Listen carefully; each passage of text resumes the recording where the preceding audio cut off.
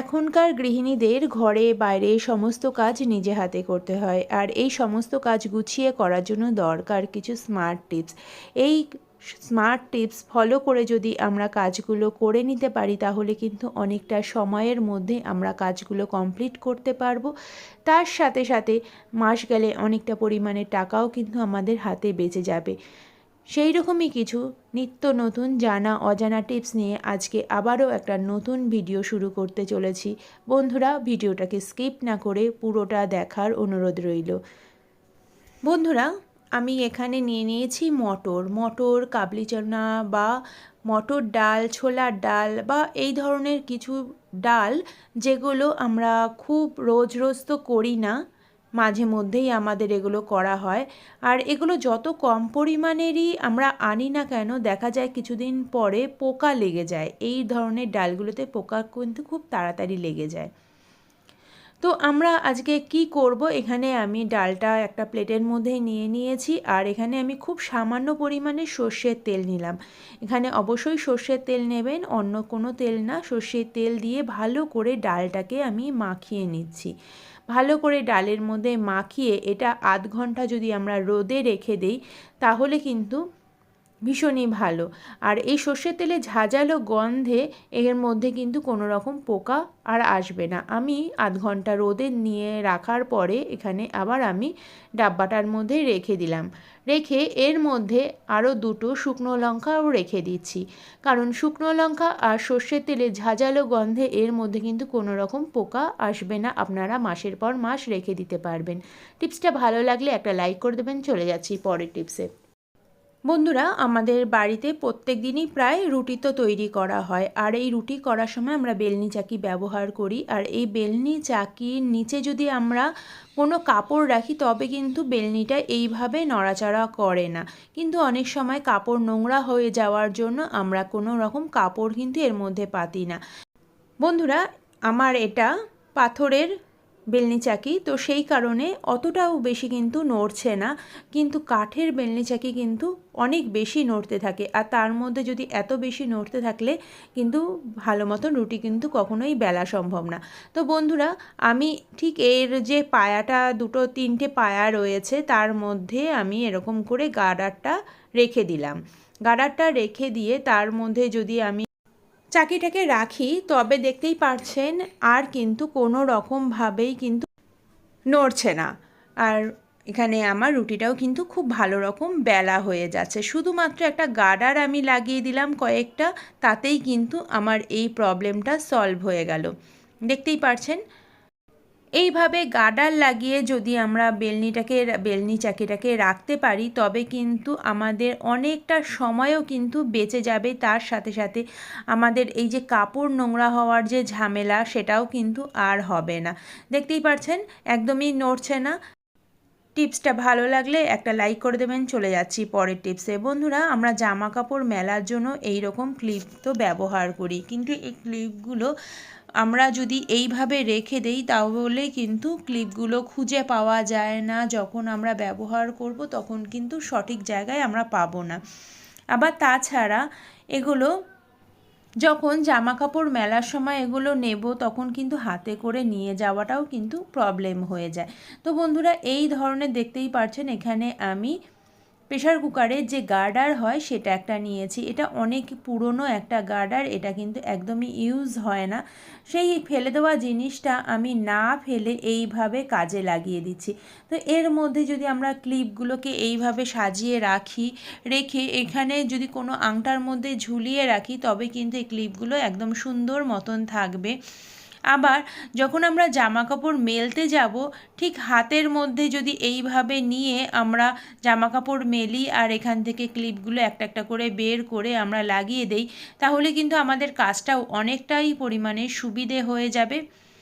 টিপসটি ভালো লাগলে একটা লাইক করে দেবেন। চলে যাব পরের টিপসে। বন্ধুরা, লেদারের ব্যাগ অথবা লেদারের যে কোনো ফার্নিচার হোক বা যে কোনো জিনিস হোক, এই বর্ষাকালে কিন্তু ফাঙ্গাস ধরে যাওয়ার সম্ভাবনাটা কিন্তু প্রচণ্ড বেশি থাকে।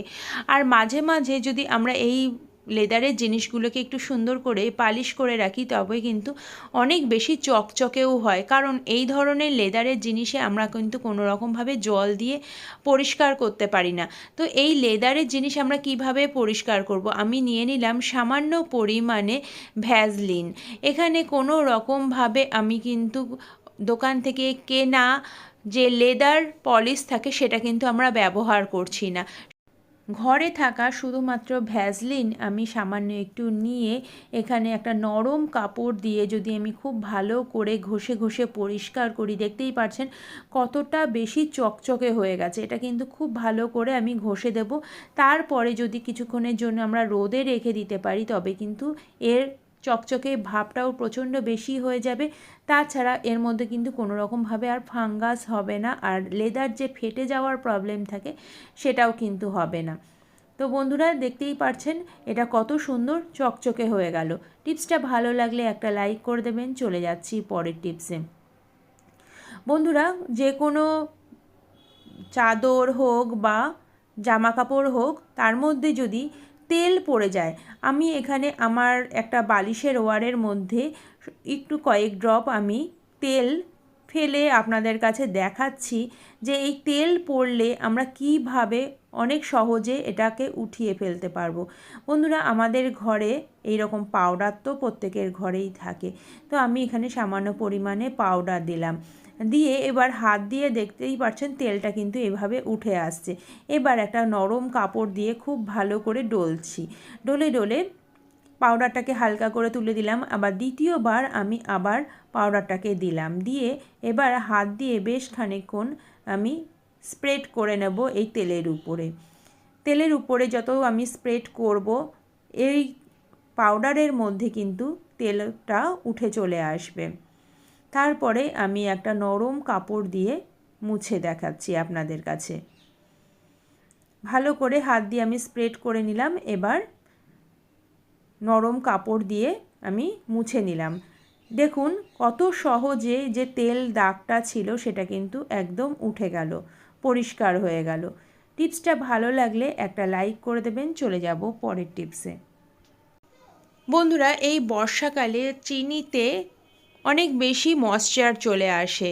আপনারা দেখতে পারবেন এই চিনিটা যখন আমরা ধরবো হাতের মধ্যে একটা জলজলে ভাব চলে আসে। আর এই জলজলে ভাব যে চিনিটা আমরা যখন রান্নায় বা চায়ে বা কোনো দুধে যখন দেব সেটা কিন্তু সঠিক পরিমাণে দেওয়া হয় না, কখনো বেশি হয়ে যায় কখনো কম হয়ে যায়। আর এইভাবে কৌটোর মধ্যেও কিন্তু একটা জলজলে ভাব হয়ে যায়। তো এই চিনিটাকে একদম ঝরঝরে রাখতে আমি একটা টিপস আপনাদের কাছে দেখাচ্ছি। সেটাতে কিন্তু আপনাদের চিনি কিন্তু একদমই ঝরঝরে থাকবে। এখানে আমি একটা টিস্যু পেপার নিয়ে নিয়েছি। বন্ধুরা, ঘরে যদি টিস্যু পেপার না থাকে আপনারা যে কোনো কাগজের মধ্যেও রাখতে পারেন। এখানে আমি টিস্যু পেপার নিয়ে নিলাম, আর নিয়ে নিলাম কিছুটা চালটা দিয়ে ভালো করে এইভাবে আমি একটা পুটলি বানিয়ে নিচ্ছি। বন্ধুরা, এই টিস্যু পেপার চিনির যে ময়েশ্চারটা সেটা টানতে সাহায্য করবে, তাছাড়া চালও কিন্তু ময়েশ্চারটাকে একদম শুকিয়ে দেবে। এইবার আমি এই পুটলিটাকে চিনির মধ্যে রেখে দিচ্ছি, রেখে এবার ভালো করে এটাকে আটকে দেব। অবশ্যই এই বর্ষাকালে আপনারা বাড়িতেও এইভাবে আপনাদের বাড়ির চিনি বা নুন এই ধরনের এইভাবে রাখতে পারেন, তাহলে কিন্তু একদমই ময়েশ্চার কিন্তু টানবে না। টিপসটা ভালো লাগলে লাইক করে দেবেন। চলে যাচ্ছি পরের টিপসে। বন্ধুরা, আমি দেখতেই পাচ্ছেন এখানে আমি একটা ডাব্বাতে সুজি রেখেছি, আর এই সুজিটা একদমই কিন্তু ডাব্বাটা ভরে গেছে, আর এর মধ্যে যে আমি চামচটা রাখবো সেটা কিন্তু আমি ঠিক মতন রাখতে পারছি না। আর চামচটা কিন্তু কোনোভাবেই ভিতর পর্যন্ত পৌঁছাচ্ছে না, আর যদি ভিতরে না পৌঁছায় তবে কিন্তু আমি এর ঢাকনাটাও লাগাতে পারবো না। সেই ক্ষেত্রে আমি কি করব, দেখুন এখানে কত সহজে ঢাকনাটাও আমি কিন্তু লাগিয়ে দিতে পারলাম। আমি কি করলাম, এই চামচটাকে ঠিক উল্টো করে আমি রেখে দিলাম। এবার উল্টো করে এইভাবে রাখবো, যখন ব্যবহার করব তখন এটাকে বের করে এবার এইভাবে আমি সুজিটাকে বের করতে পারবো। দেখুন আমি আবারও চামচটাকে সোজাভাবে ঢোকালাম, কিন্তু কোনোভাবেই কিন্তু ঢুকতে চাইছে না। এবার যদি উল্টো করে শুধু হ্যান্ডেলটাকে আগে দিয়ে আমি ঢোকাতে চাই তবে কিন্তু কতটা সহজে চামচটা ভিতরে ঢুকে গেল। টিপসটা ভালো লাগলে একটা লাইক করে দেবেন। চলে যাব পরের টিপসে। বন্ধুরা, এই যে চশমা ক্লিনার, এগুলো আমাদের যে কোনো ভালো কোম্পানির যেখানে আমরা চশমা কিনি সেখান থেকে কিন্তু এই ধরনের ক্লিনারটা দেয়। কিন্তু অনেক সময় এটা দিয়ে আমাদের চশমা পরিষ্কার করা হয় না, বা অথবা অনেক দিন থাকাতে এটা এক্সপায়ার হয়ে যায়। তো এক্সপায়ার যে লিকুইডটা সেটা দিয়ে আমরা চশমাটা তো অনেক সময় আমরা পরিষ্কার করতে চাই না। তো এটা আমরা না ফেলে আমরা কি করব, দেখুন এইখানে মাইক্রোওয়েভটা কিন্তু আমাদের মাঝে মধ্যেই খুব ভালো করে পরিষ্কার করাটা কিন্তু খুবই দরকার। মাইক্রোওয়েভ হোক বা আপনাদের বাড়ি যে কোনো ইলেকট্রনিক্স জিনিস যখন বারবার ব্যবহার করতে করতে দেখবেন হাতের একটা দাগ হয়ে যায়, সেখানে যদি এই ক্লিনজারটা দিয়ে ভালো করে একটা শুকনো কাপড় দিয়ে পরিষ্কার করে মুছে নেন, এই যে হাতের যে দাগ, তেলচিটে দাগ, এটা কিন্তু সহজেই একদম ভালো মতন উঠে যাবে। টিপসটি ভালো লাগলে একটা লাইক করে দেবেন। চলে যাচ্ছি পরের টিপসে। বন্ধুরা, এত গরমে আমরা ফ্রিজে তো জল রাখি, আর এই ফ্রিজের জল অনেক সময় আমরা বাইরে যখন যাই এই ঠান্ডা জলটা আমরা নিয়ে যাওয়ার চেষ্টা করি। কিন্তু এই ঠান্ডা জল বা ফ্রিজের জলটা যখন আমরা বের করবি ফ্রিজ থেকে, তখন এর মধ্যে একটা ভেপারের জন্য পুরো জলজলে হয়ে যায়। আর এটা যখন আমরা ব্যাগে করে নিয়ে যাব, ব্যাগের মধ্যেও এই বোতলের যে বাইরের জলটা সেটা কিন্তু এই ব্যাগের মধ্যে চলে আসবে।